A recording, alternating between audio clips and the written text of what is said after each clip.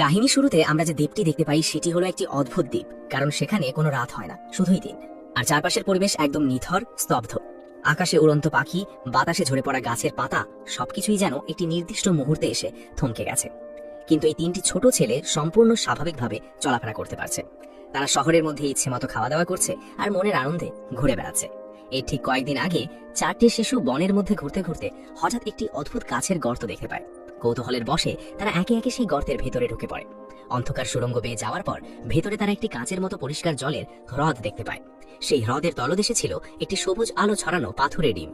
বন্ধুদের সামনে নিজের বীরত্ব দেখাতে এক ছেলে সরাসরি জামা কাপড় খুলে জলের নিচে ডুব দেয় এবং সেই ডিমটি ওপরে তুলে আনে।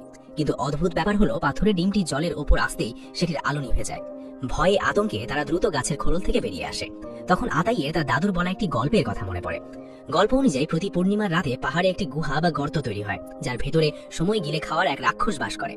ঠিক তখনই লিসা নামের মেয়েটি হঠাৎ খেয়াল করে যে তার মায়ের দেওয়া চুলের ক্লিপটি হারিয়ে গেছে।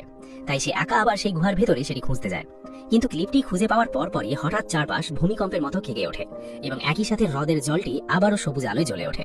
এতে লিসা প্রচন্ড ভয় পেয়ে তাড়াহুড়ো করে বাইরে বেরিয়ে আসে। কিন্তু বাইরে এসে দেখে তার বন্ধুরা কেউ নেই। চারপাশ জনমানবহীন, শুধু মাটিতে পড়ে আছে কিছু ভাঙা ডিমের খোসা।